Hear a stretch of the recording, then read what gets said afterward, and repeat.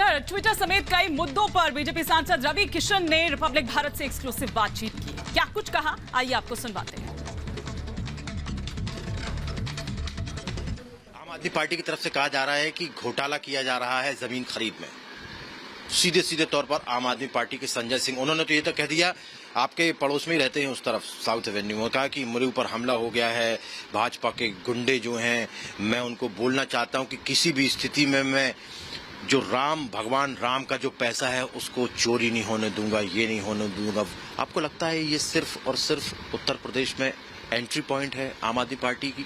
देखिए, मुझे बहुत दुख भी लगता है और बहुत हंसी भी आती है और बहुत दया भी आती है, क्योंकि राम मंदिर, चूंकि हम लोग हिंदू हैं, हम लोग जुड़े हैं इस मुद्दे से, हम लोगों को पता है, मेरे पिता पुजारी रहे और मुझे पता है कि कौन कौन लोग चाह रहे थे, देश की कौन कौन सी पार्टियां चाह रही थी, सपा रहे, कांग्रेस रहे, जितने विपक्ष रहे, कि राम मंदिर कभी बने नहीं। वो नहीं चाहते थे कि हिंदू या भगवान राम का कोई मंदिर बने जिससे हिंदुओं की आस्था और स्ट्रांग हो जाए। वो लोग हमेशा हिंदुओं को कमजोर करने की एक राजनीति बहुत अच्छे से चल रही थी और बहुत सलीके से चल रही थी, वेल कोरियोग्राफ जिसको अंग्रेजी में कहते हैं। तो ये सारी चीजें, ये अचानक मुझे अजीब लग रहा है कि जितने लोग विरोध कर रहे थे, जो लोग भगवान राम के अस्तित्व को नहीं जान रहे थे, कुछ लोगों ने बहुत सारी बातें की, बहुत सारे भ्रम, बहुत सारी चीजें की, वो थे ही नहीं, कोई ये कहता था, कोई वो कहता था। आज वो सडनली सारे राम भक्त बन गए, सडनली सबको चिंता हो रही। तो मैं उन सबसे हाथ जोड़ के आर भारत के माध्यम से रिक्वेस्ट करना चाहता हूँ कि भैया हो, जान ले, पहली बात तो राम मंदिर खातिर हमनी सब जुट के चंदा जमा के नहीं, सबका उनमें योगदान बा। यशस्वी प्रधानमंत्री जी मोदी जी आए, उसके बाद ये सपना पूरा हुआ, योगी महाराज जी आए, भारतीय जनता पार्टी की सरकार आई।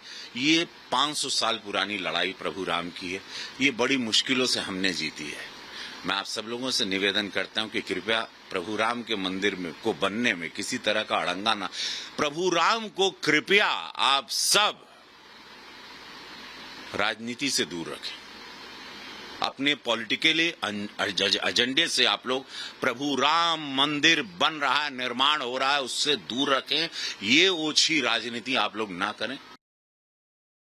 ट्विटर इंडिया को भी इमीडिएटली अलर्ट हो जाना चाहिए। जब 2-4 दिग्गज नेता, सत्ता पक्ष के, विपक्ष के लोग ट्वीट करें तो स्कैनिंग हो जानी चाहिए, छननी होनी चाहिए कि क्या क्या शब्द हैं, क्या ये बात सही है। इसके पहले कहीं दंगे ना शुरू हो जाए, कहीं आग ना लग जाए, कहीं कम्युनल वॉर हिंदू मुसलमान ना हो जाए। और ये सब लोग अब चाह रहे हैं, चुनाव आ रहा है, कि हिंदू मुसलमान दंगे हो, लड़ाई हो, लोग मरें कटें।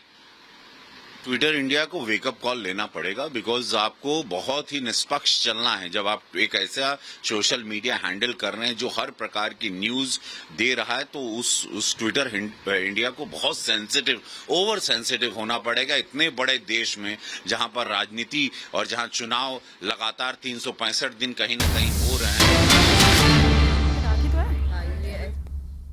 डिलीट न किया गया और न ही सही तथ्यों को अपने अगले संदेशों में उल्लेख किया गया, जिससे आम जनमानस में धार्मिक तनाव की स्थिति बन रही थी तथा कानून व्यवस्था बिगड़ने की स्थिति उत्पन्न हो गई थी। ट्विटर कॉरपोरेशन तथा Twitter communication India private limited द्वारा भी उक्त धार्मिक संवेदनशील झूठे ट्वीट्स को हटाने के लिए भी कोई कार्रवाई नहीं की गई, जो उनका कर्तव्य एवं जिम्मेदारी थी। अतः जनपद गाजियाबाद के थाना लोनी में इन सभी के विरुद्ध मुकदमा अपराध संख्या 502/21 सुसंगत धाराओं में दर्ज किया गया है, जिनमें साक्ष्य के आधार पर कड़ी कार्रवाई की जाएगी। ये भी सुनिश्चित कराया जाएगा कि ऐसे और भी कौन से व्यक्ति हैं जिन्होंने इन ट्वीट्स का उपयोग सामाजिक विद्वेष फैलाने के लिए तथा अपने लिए या अपने हित में चीज़ों को, माहौल को करने के लिए उपयोग किया गया है, तथा उन सभी व्यक्तियों के विरुद्ध भी सुसंगत धाराओं में कड़ी से कड़ी कार्रवाई की जाएगी।